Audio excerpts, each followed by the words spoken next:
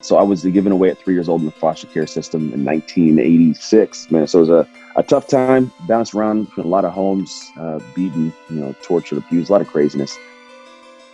Hi, this is Shelomo Solson, the host of the Teenage Impact Podcast, where we share stories, tips, specific strategies on how you as a teenager can overcome any challenges in your life. Right now, we're going through a difficult time, especially being locked down at home. Schools are canceled.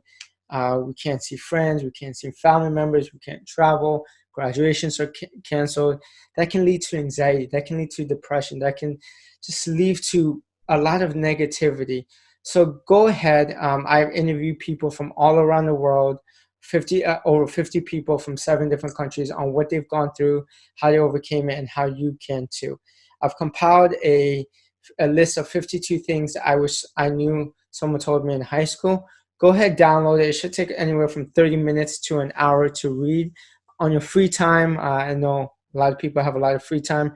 Go ahead, implement just a couple of these tips a month, and it could completely change your life.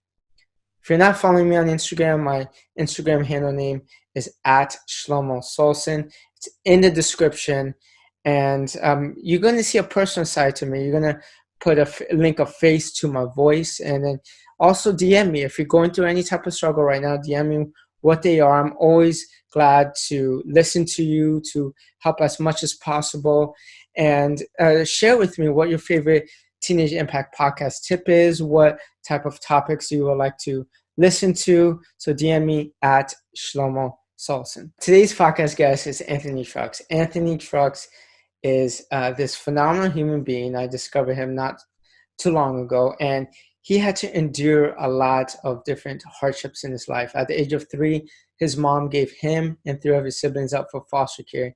He was abused. He went through starvation until finally he found this family at the age of 6 who kind of brought him in and then finally adopted him at the age of 14. He was the only black kid in a white family, and he had a lot of trouble really changing his mindset about himself. He always saw himself as this foster care kid, but he played football, and his football was kind of the savior for him. And then by the age of 14, he started playing football. He made it to the NFL. By the 3rd season, he was injured, which took him out, and he had to change his identity again, shift his identity again. After his NFL career ended, he found himself in a slump. He didn't know what he wanted to do with his life. Him and his wife got a divorce, and he found himself worthless and went through depression.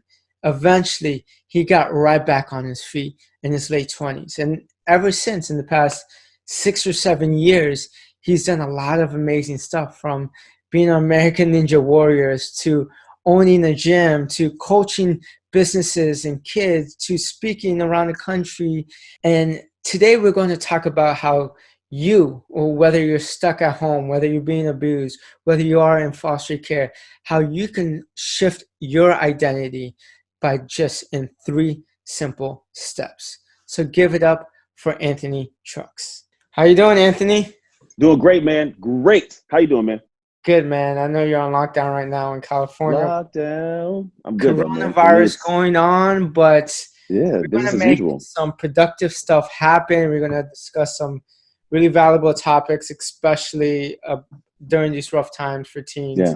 Mhm. But let's dive into you. I know you were given to a foster home by the age of 3. So can you tell us a little bit about your story? Yeah, I'll give you, we'll call it the Reader's Digest version, right? The short one for those young bucks who don't know what that is. So I was given away at 3 years old in the foster care system in 1986. Man, so it was a tough time. Bounced around between a lot of homes, beaten, tortured, abused, a lot of craziness, and ended up being adopted at 14. So 11 years in the system, but I was with the same family at 6 years old on to 14. And that family was an all-white family. I'm an African-American man, so dealt with a lot of different stuff with who am I, where do I fit, what's going on, like how do I find myself in this world? And then, yeah, man, out of that, just adopted at 14, got to play football for the first time. It was horrible, but figured it out. Got a college scholarship. My mom, unfortunately, got diagnosed with MS. After going to college and coming out of college, I had to play in the NFL with the Bucks, Redskins, Steelers. Tried to open a gym, which I did open a gym. Didn't do very well the first year of it, but figured it out. But in doing so, lost my wife, my marriage, my health, man. Life kind of went downhill. hit a really bottom, like I wanted to take my life at one point, dude, So and climbed out of it. let's go back to let's slow down a little bit. Let's go back to, when you were given at the age of 3. Yeah. I read your Hmm. story where from the age of 3 to the age of 6 you were in and out and you were being abused. Yeah. It's Um, tough. And it's tough because at that time, it's what we call a paycheck, which is one of those situations where as long as I don't die in the system, the people, my foster parents, will still get a paycheck for me. It's okay. really not a good system that way. And it's changed a little bit, but not vastly. But at the time, man, yeah, people they would like make me have to like chase chickens to earn meals at night. They'd put me in, shopping carts, push you down hills, like make me lick the bottom of kids' shoes till my tongue bled, like super weird, heinous, like torturous kind of things. Okay. And then where's your mind during these times? Like I, how are you trying to stay positive? I Right. wasn't trying to stay positive. I was a little kid, man. You know what it is? At that time, all you're trying to do is stay in a place of somewhat like not being hurt. So like Okay. I would get randomly, hit and kicked and punched by people. So you try to avoid all that. At the time, man, I just like, seriously get to a point of like, why me? A And little kid, like, why me? were you and your siblings together at that time? We're the first house we went to, my brother and I were in the same house, and I guess my sisters were in the same house. But then at one point, we went back to our home for a little bit, like really little bit of time. We were put right back into foster care, like quickly after, and then we were not with each other at any point after that. And then what about your house from age 6 to 14? 6 to 14, man, we were really poor, dude. All white family besides me, the one black guy, and I always had, it wasn't a very diverse community at the time, and yeah, we were really poor. So I mean, we had like, rats in the pantry, cockroaches in the garage. Used to get clothes out of a black trash bag in the middle of the hallway. We used to get from like Goodwill donations. So yeah, man, we weren't doing too well. Yeah. Then what happened? Did you go to a different family by 14? No, at 14, that family adopted me. The thing is, that family Okay. eventually life started getting better. So like my mom remarried a guy. Her first husband, I was there, was like a drunk, used to beat her and me and weird stuff. And then she remarried a good guy, and life got better. So we ended up going to a nicer home, Mhm. in the same town, but a nicer home, and things got a little bit better. How do you stay positive during these times? Because, I actually Hmm. I know a youth speaker. His name is Josh Ship. He was in and out of foster homes Hmm. for many, many years of his life up until the age of Hmm. 14. Yeah, And, times are tough. How can you stay sure. positive? Yeah, no, Josh Ship. He has a company, I think, a speaking company called like Youth Speakers Association or something like that. Yes. Youth Speakers Academy. Yeah, yeah, good dude. I'm And actually part of it right now too. hey, there you go. Yeah, they got some good guys in there. For me, positivity comes from a place of perspective. So when I see something as dire and unfixable and it can never be any better, I just get low on my hopes and dreams, and I end up living in that emotional space of thinking that nothing is possible. I can't do anything. Why even try?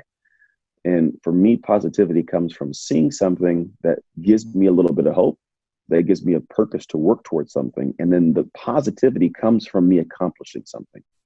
So when I'm like, hey, this looks possible, let me try this, and I work towards it. Yes, I might do poorly. It's possible. It's very, very possible. But if I do well, if I win, if I get a little small win or a success, I get more joy. I feel a little better about myself. And so I always seek those. In dark times, I seek that one win that can spark the next one that's bigger. Uh-huh. And that's probably what you did with football. Like, tell us about your football journey. You just tried out, had no idea what you were doing at 14 years No, old. no, no. I mean, you don't, because well, all my peers, they were all, they've been Right. playing for 4, 5, 6, 7 years. Some of them they've been playing for a long time. So when I get there at 14, I'm behind the ball. I don't have any chops. I was playing at recess, like running around catching a ball, but that's not the same as tackle football with Hmm. plays. It's way different. So I thought, like, I'm out there killing it at recess, and I go and play with a helmet on, and I am not very good. Hmm. So I did. I sucked my first year, and but this time I'm like, I'm about to go into high school. So at the end of my year, I'm like, well, I'll try it one more year in high school, freshman football, try out, and I'll see what I can do. So I went out there, and I actually, for 3 games of the season, I did well. But the third, I think the fourth game, like I just crapped in the field, man. I went out there and did horribly, and it shut me down to the extent of like I gave up. I still wasn't very good. I did okay. And I was like, you know what? I'm never going to be good at this. I'm just this foster kid who's not going to, do very much with his life. She's sick. My brother went out to the military. I'm one of 6 in that family. My brother was like my rock, and he was gone. So I was like, no one cared about school in my family. So I was like, I'm just going to tuck away. So I was literally just sleeping in class, hanging out, checked out completely. And I was in this class, Mr. Howell's English class. He was this cool dude. We actually have the same birthday. We still share the same Mhm. birthday. And this thing, like, you just hang out in class. And so I would sit in the back right corner opposite of his desk. And there was this couch he had, a love seat, and people could sit there and hang out during class. Well, one day I'm sitting there sleeping, like parka, not really sleeping, like, parka with my head, like laying down, like I am sleeping. And these two girls are sitting next to me. And one girl is talking to another girl, and she says, well, the reason I'm so bad is because I'm in foster care. And really, it's a simple statement. It's not like this life changing one. But for me, here's the magic. I got to hear my excuse out loud, and it was stupid sounding. Like, And she was saying that to herself. to somebody else. She was having a conversation with some Uh-huh. girl next to her. So when you hear somebody make an excuse that you're like, that just doesn't sound right. The rest of the whole entire day, I was like twisted up inside. Like, why is it that I'm gonna go ahead and say later on in life, I'm gonna maybe be broke and be, statistically I'd be homeless. Mhm. 3 out of 4 inmates in a prison in America are former foster kids. Like that's the path I was heading down. I was like, why do I gotta go there because of something that happened to me that I had no control over? I was like, you know what? I don't want to be that guy. I don't want to have that excuse run my life. And at 15 years old, like I made this choice. I got home and I looked in the mirror. It was above my bed where I used to brush my hair because, you got to be dipping back in the day, Mhm. dog. And I was like, you know what, Aunt? You're going to be great. You're going to be great, dude. Like I looked myself in my pupils, in my eyes. And I didn't know what great meant. At the time, it was like, I'm going to be great at like getting girls' phone numbers and maybe I'll be good at football. And I chose football, dude. And I went to work, man. And when I went to work, what I mean by that is I wasn't a great football player, but I figured if I do what great football players do, maybe I might find a way to get like them. So I would go hit the weights and I would go run routes and I start eating better and I start catching footballs and do all this stuff. And after a year of that, I show up the next year, I was an animal. Like I was a monster on the field. And the reason was simply because you were not going to beat me. I had done too much work in the dark that you didn't see. I deserved to win on this play and every single play. And it changed and shifted the entire trajectory of my life from that point on. Mhm. Wow. So that it was one change, and that was just your mindset. What's a mindset? It's interesting because the work I do now it's an identity. And the thing is, mindset is one of the 6 subsets of your identity. Part of it, yes, was my mindset in those moments, but it's also my beliefs, my thoughts, Mhm. my actions, my habits, and my self-character and pride. Like I was defending my pride in the moments when people wouldn't let me, beat me and I had to win. I was defending the guy that like I earned that. My Mhm. character, my pride is not going to let you take this from me. It Mhm. wasn't always the mindset because the mindset could be weak. Like if you have beliefs of what you should be doing, but your thoughts question it all day, you can have a weak mindset. Like, and so if you have a weak mindset, it's hard to be able to fully show up and fight for yourself. So for me, it's like I had all these little things wrapped around. So mindset was definitely part of it, but it wasn't the only thing. At the core, it was now my identity that I was this football player that was great, and I was going to fight for that. Absolutely. And then eventually you got your scholarship, made it to the NFL, but then you had an injury, correct? Yeah, in college that injury, but NFL, yeah, man, tore my shoulder. I ended up being the end of the season, ended up being the end of my career. Yeah, so I had to go home and figure out like who was Anthony without football. Big identity crisis, And that man. was Ran into a after wall. how many years? In my third year, got hurt in my third. Wow. And then how did you deal with that? You know, The wrong way. you've been working towards that for 7, 8 years. What'd you do? Yeah. Well, I mean, you go home, you got to figure out how to find a sense of self again. So when I went home at that time, I was trying to figure out like how do I make Anthony feel special again? Because when you've been doing something for a long time and it's taken away, you don't know who you are without that thing. Mhm. And when I came home, I was trying to figure out, well, who is Anthony without football? And it's not an easy question to answer. Like it's not. And the same thing had to happen that took place years prior was I had to find a way to like put the work into some direction to create that for me. Mhm. But in doing so, man, I ruined my marriage. I ruined the business because I didn't know what I was doing. I ruined my parenting. I just, all the things fell apart. So it ended up being this thing where I was forced to have to look at myself and figure out what are the things you got to do to be great? How do I turn, the actions that were in the day, like football and lifting weights, how do I turn it into, at this point, not physical actions, They need to be mental actions, emotional actions. Where did I have to take ownership for things I've been doing wrong as a husband or a father or a business owner? Where did I have to take actions that maybe drop my pride and swallow my ego, like swallow my pride, drop my ego actually? Where did I have to spend more time doing something that was painful? Where did I have to lift the weights of life to get better? And when I did that, that's where things started changing vastly for me. How did you get to that point though? Because no one just gets to that point right away and says, No, you know what, I'm going to swallow my pride. I'm going to do whatever it takes and no, do an internal change. What was that process? Did you read any books? Did you watch any videos? Did you have a mentor? no. At the time, I didn't. You know what it was is so at this time I'd gone through this craziness. I'd wanted to take my life, and I came out of that hole, and I was still this guy trying to figure out life. And what it was I got divorced from my wife. She had an affair, and it drove me, crazy and off this dark edge. And this was a situation where I had to figure out like who's Aunt. So I started running around, man. I started, doing the things that people do to distract themselves. I was, hanging out with people, drinking, multiple women. I distanced myself from my faith, to be totally honest. I didn't feel good about it. And I woke up one day, day after New Year's. Well, actually, it was New Year's Day. It might have been New Year's Day itself. And I'd had this woman from Russia who had flown in and like didn't even speak English. We had like go through Google Translate. And it's just like I woke up and I look over and it's like it was all physical, and I couldn't even talk to this person. And I just felt just gross. I was like, if my kids saw me or my son was doing this, I'd be disgusted. And that was a moment I was like, I got to figure something out, because this isn't Aunt. This can't be Aunt 10 years from now. And I swore off all women, man. I didn't go out. I didn't drink. I didn't party. I just sat in my house and stared at a wall and started asking Anthony a lot of real hard questions, because the common denominator, the one thing across all those areas, was Anthony.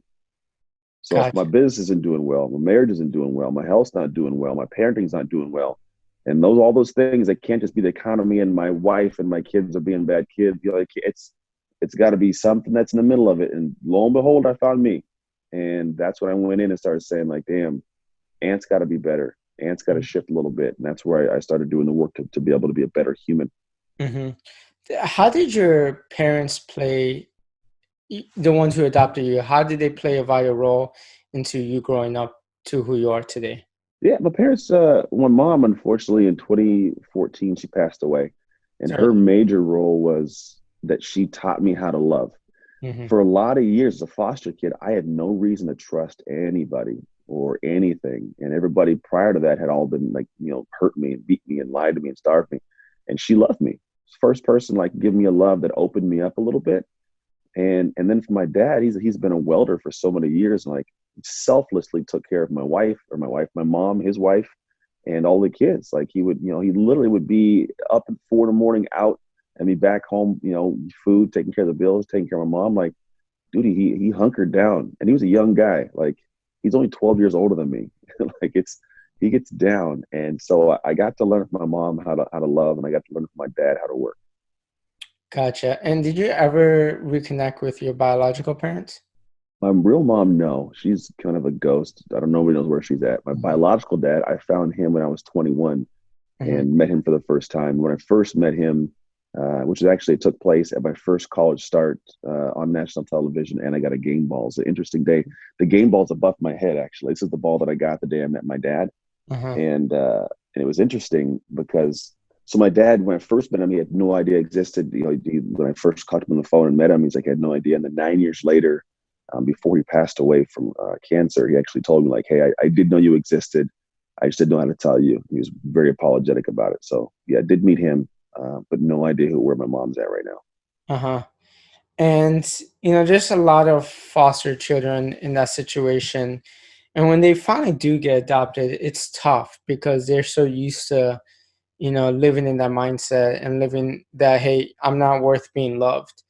Hmm. What would you tell them once they do get adopted? Yeah, I mean, the funny thing is we as foster kids we put these walls up that are like, I don't want anybody to hurt me anymore. And I did that because that wall is a protective one. It makes you feel safe. So you get angry at people quickly. You don't let anybody in because you don't want someone to get in and have the controls and make you feel bad again. The problem is that we unfortunately, as we're blocking out the bad things, we're also keeping the good out. And for me, the thing that was helpful was realizing that, like, as a foster kid, we get a pretty good like filter. We have a good sensor. I Mm-hmm. can usually see somebody now, and like I can, in the first few moments, I can tell if you're genuine, if you're hiding something. My wife thinks I'm like a weird like psychic, but I can tell if somebody has something going on in life by just a phone call. Sometimes Mm-hmm. I can hear it in their voice, and it's worse if I'm in person with you because I can see it behind your eyes. But I had to learn that after just watching so many people and determining like, is this person going to hit me, starve me, beat me? And you start learning how to like navigate the world and how to get what you need. And so it's like all me for a lot of years. I got to figure it out on my own. And when I finally let people in, I could realize like, all right, I can let you in, but if you start acting funny, bro, I'll kick you out quickly.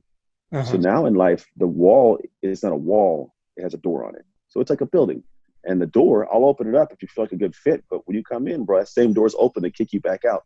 So I let people in. I have great relationships that way. I let people come in. And I love on them. But the moment they do something crazy, they're out, and there is no reentry. Mm-hmm. Gotcha.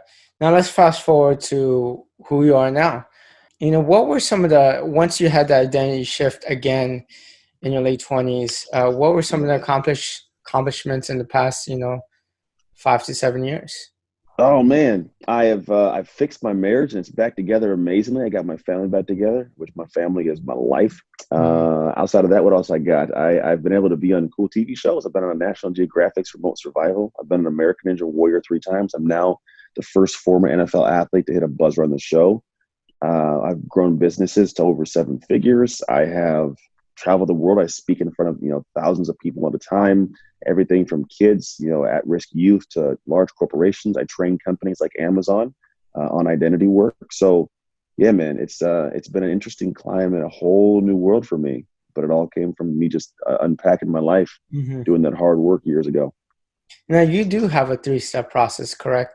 I To do, yeah. your identity. What is that? See, shift, sustain.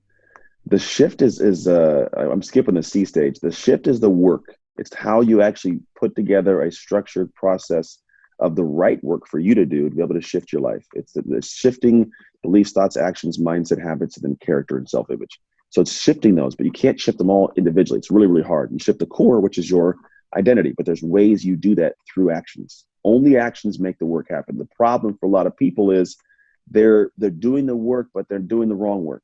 It's like you climb this ladder leaned against the building and you get all the way to the top and you expect to be where you're supposed to be. And then you realize, oh crap, the ladder's leaned against the wrong building. Mm-hmm. That's why we start with the C stage. The C stage is go in, unpack, and get real clear on the actual things holding you back that are making you stay stagnant. They're forcing you to do work that is the wrong work. That's why you can't seem to get ahead. So you work with the C stage first, unpack where you're at. And I call it like unhitching the trailer so you can actually move free and then find the direction you want to go. The shift is doing the work and sustain.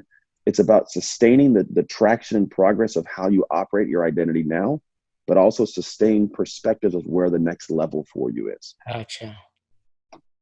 And then how can a 15-year-old use that in their life Now, now?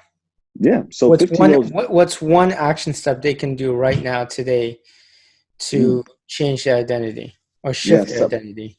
something that I call triad talks. I would always start with the C stage. There's no reason to start doing work without seeing things. What you do is you talk to people, 3 different people, 2 people that you know are close to you that love you, they'll give it to you real, like honest, they love you. And then one person that you've kind of had a problem with for a while. Maybe you guys have been arguing or whatever. I wouldn't go find like the school bully or something. That's just crazy. But what you do is you ask them, hey, based on how you see me, what are the things that you think I should work on? So I would go ask like a mom, a dad, an uncle, cousin, like openly and say, what are the things that you see in me that you know are not healthy for my future? And then let them talk without interrupting them. Don't make rebuttal. Don't try to, defend yourself, nothing. Just listen and don't say anything. And then the other person, the third person, a person that usually will give it to you real, like, hey, what do I got to work on? And let that person vent and it's going to feel bad as they tell you stuff, but don't take it personal. What you do is you take it with a sense of like, here's how I can improve, not personal, but improvement. And what you do is you go away from those conversations and say, all right, here's what I was told. Where do I see some things lining up? If all 3 people said the same thing, you might want to look at working on that. And then the action step is work on that. It's powerful because, for as we're trying to achieve success, whether you're trying to go into college and you feel like, hey, I can't go to college because no one in my family has been to college, or maybe Hmm. you're trying to achieve in certain sports, or maybe, for me, I know when I was in high school, I couldn't talk to girls, and I always Mm. had these limited beliefs that, hey, no girl will like me.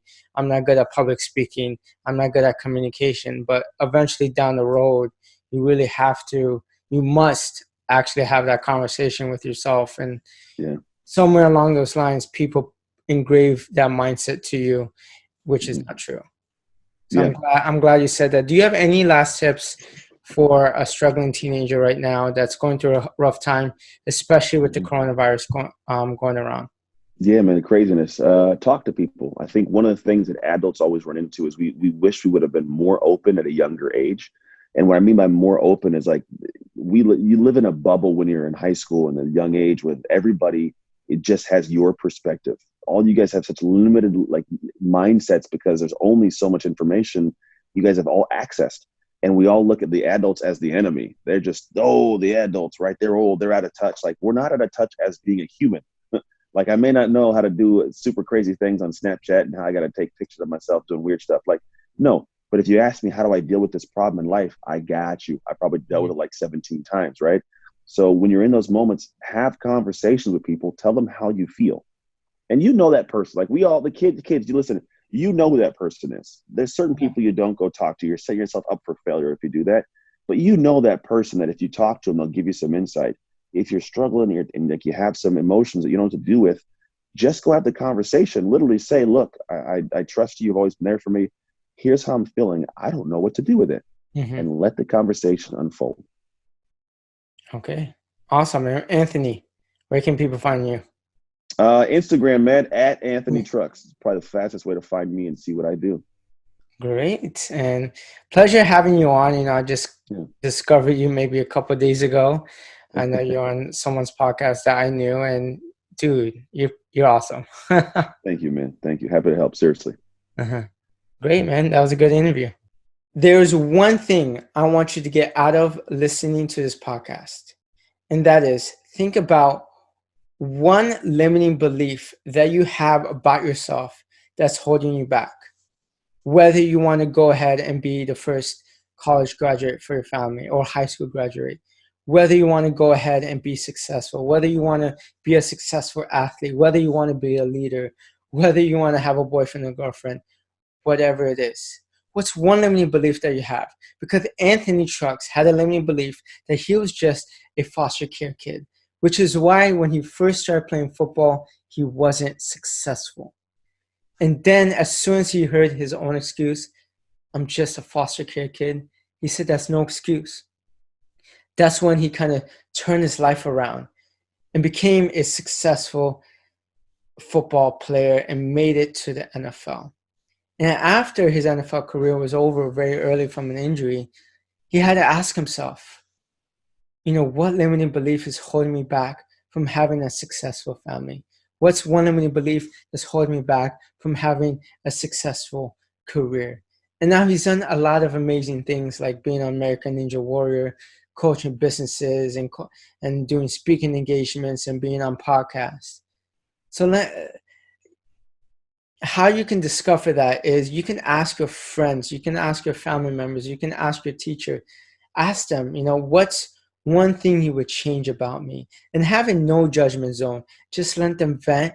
And if you see a trend happening of what they say about you, choose that one thing and do whatever it takes to try to improve that.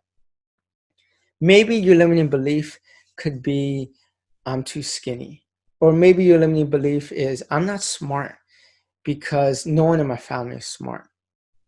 That's just an excuse you're telling yourself. Now, what if you every day you tell yourself and say, I am smart, I am successful. Look at yourself in the mirror every single day, tell yourself that every single day, and watch your mentality shift. And now you're going to be telling yourself that you're smart, that you're going to be successful, and then soon enough all those negative beliefs about yourself is going to vanish. And when it pops up, hopefully your positive beliefs will overweigh your negative belief. Hope you enjoyed this episode. If you haven't done so already, go ahead, follow me on Instagram at Shelomo Solson. You're going to see a personal side to me, and you're going to link up a face to a voice. So until next time, peace.